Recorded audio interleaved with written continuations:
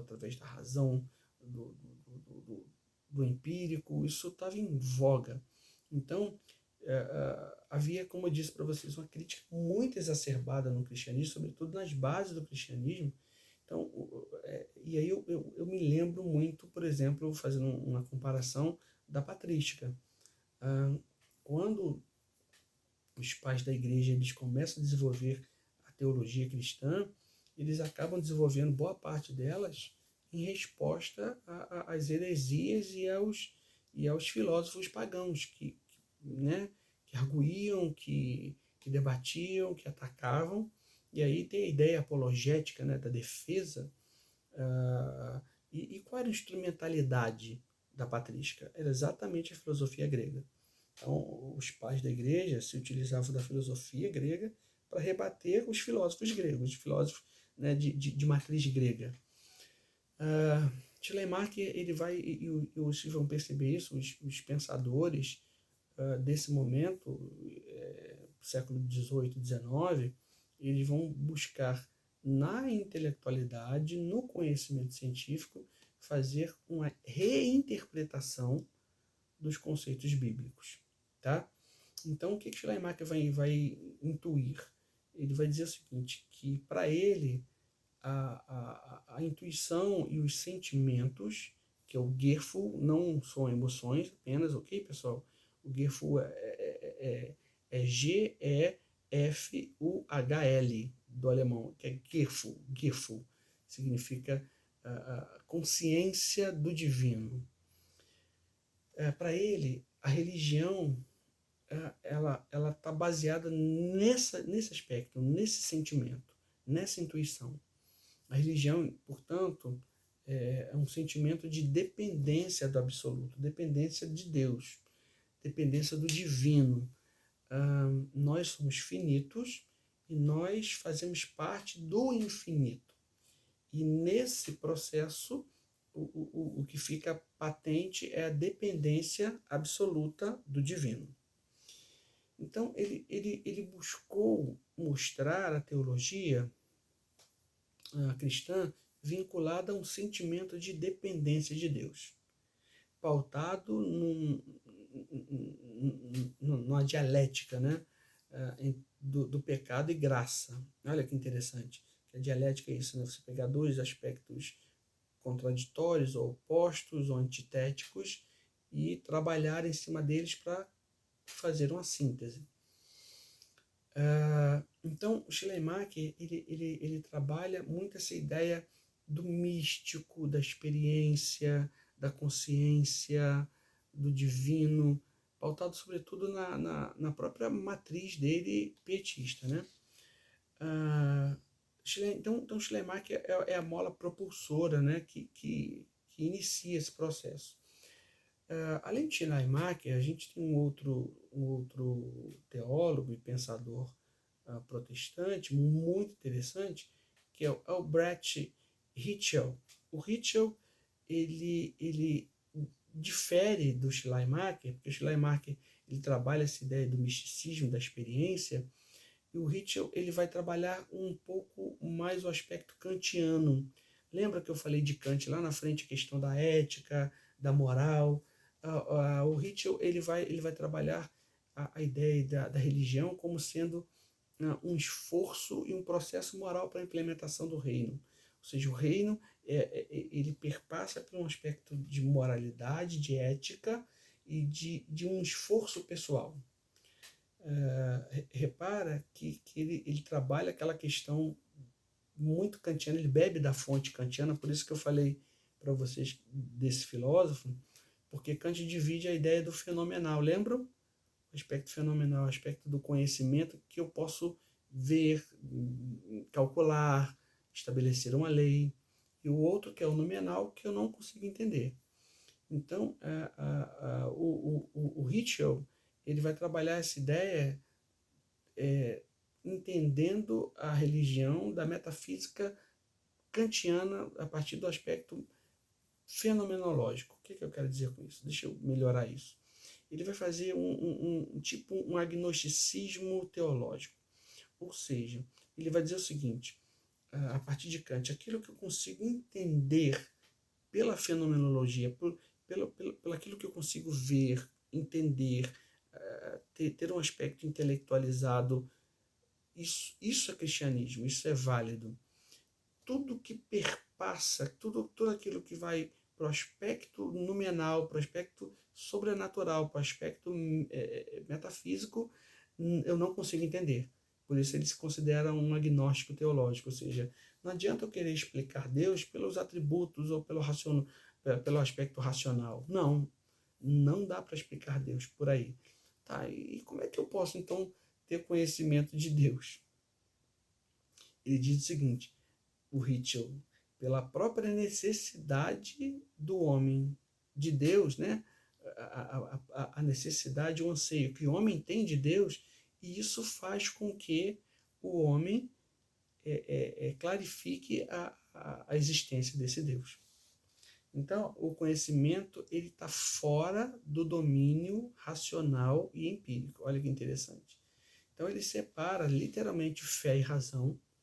Deus não se explica pela razão, mas pela necessidade humana. Olha que interessante. E a partir daí, dessa necessidade humana, a gente prova que Deus existe. Bem diferente do Schleiermacher, que trabalha a ideia do sentimento e da experiência humana.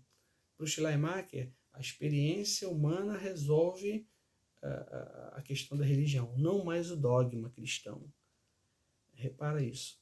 Para ele, para o Schleiermacher, Deus não a questão da redenção, Jesus como filho de Deus, ou a própria divindade de Jesus, não. Schleiermacher diz que Jesus é um homem, ok? Ele questiona a divindade de Jesus, ele diz que Jesus ele foi um cara que entendeu, que teve essa plena consciência, esse Gerful de Deus, e ele deixa isso como legado para nós. Ok?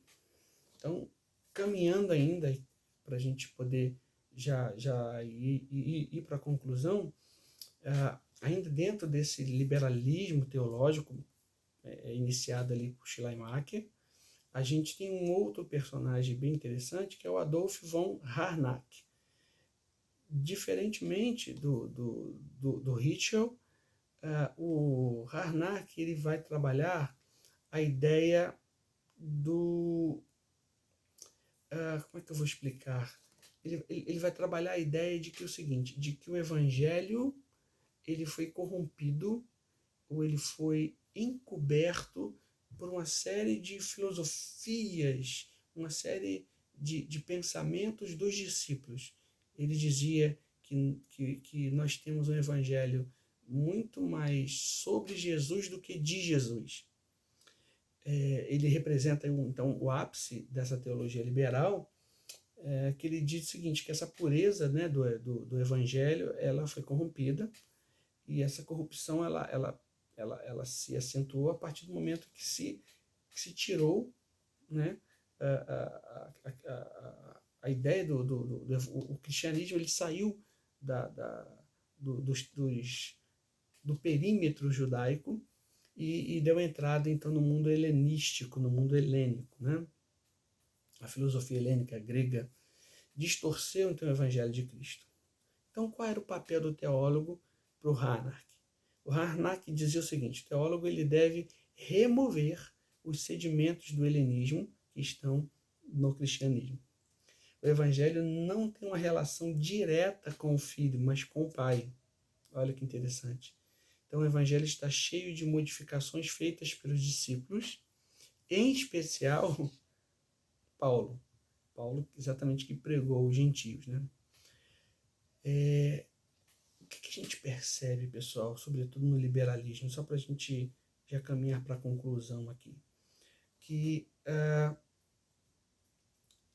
o tempo inteiro o cristianismo foi bombardeado pelo pensamento científico e, de algum modo, os cristãos da época eles precisavam dar uma resposta. Isso que eu quero que vocês entendam, porque você vai falar assim, poxa, tem tanta heresia aí, Misael, tem tanta coisa que não bate com a Bíblia. Sim, porque os pensadores cristãos da época, né, eles começaram a falar assim, olha, a gente precisa sair da ortodoxia, a gente precisa dar uma resposta filosófica, científica, para quem está criticando o evangelho, né? Ou a religião cristã.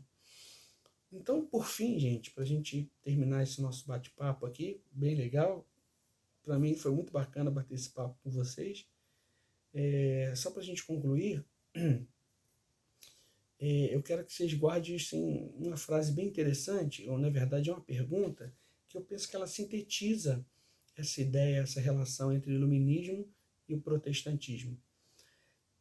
Será a mentalidade moderna compatível com a mensagem cristã? Eu penso que essa era a pergunta que permeava todo aquele processo, todo aquele tempo, todo aquele recorte temporal de século XVIII e XIX. Será a mentalidade moderna compatível com a mensagem cristã? E a partir daí começou-se a beber de fontes de vários filósofos da época para se elaborar uma resposta. E essa resposta seria uma nova religião cristã, que por vezes eles reinterpretaram, por vezes eles rechaçaram conceitos dogmáticos como o nascimento virginal, como milagres, como a própria divindade de Jesus, né? E só para a gente recapitular e encerrar nosso bate-papo, a gente relembra então desse aspecto do liberalismo teológico. Schleiermacher, então, é o principal, é o fundador desse pensamento liberal, né, teológico, pautado para ele a religião cristã, então ela não está pautada mais na revelação de Deus ao longo da história, mas sim no sentimento, no Gefühl, na consciência que o homem tem de Deus. Um filósofo que influenciou pra caramba foi o Kant, né? A questão da ética dele, que com interesse esvazia o valor do ato moral que se faz, e a questão do conhecimento fenomenal, aquele que a gente entende pela razão, pelas leis físicas, matemáticas, ou pelo sensorial, né? pelo que eu vejo, pelos sentidos, e o nominal, que é um conhecimento metafísico que eu nunca vou chegar. É onde a obra que ele fala crítica à razão pura. Ele diz o seguinte, que a razão ela não consegue atingir e chegar a esse conhecimento nominal. É impossível. O outro filósofo foi importante foi o Hegel, né? Eu falei para vocês. Ele dizia da crescente e contínua forma de progresso cultural e racional histórico da humanidade, ou seja, quanto mais tempo que o homem tivesse, mais desenvolvimento científico teria, melhor ele viveria, etc. Por fim, gente, a gente percebe que o pensamento liberal ele retira toda a dogmática ortodoxa em favor da aceitação moderna da religião cristã. E tudo isso, olha que interessante, né? Por isso que é aquilo que eu falo com vocês, a gente precisa fazer sempre clivagens, né? Ou seja, escavações do contexto, do pano de fundo que está por trás do pensamento cristão de cada momento, de cada época. Tá? A gente encerra por aqui. Foi muito bom estar com vocês. Um grande abraço.